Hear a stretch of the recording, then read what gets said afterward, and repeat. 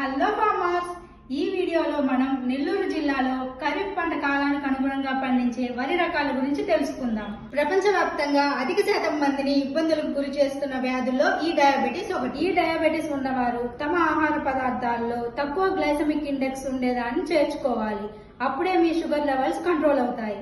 Glycemic index అంటే మనం తినే ఆహారంలో రక్తంలోని గ్లూకోజ్ స్థాయిని పెంచే శాతాన్ని గ్లైసెమిక్ ఇండెక్స్ అంటారు. ఇప్పుడు మనం పంట కాల పరిమితి మరియు దాని దిగుబడి అండ్ మార్కెట్ లో దాని యొక్క డిమాండ్ వాటి గురించి పూర్తిగా ఈ వీడియోలో తెలుసుకుందాం.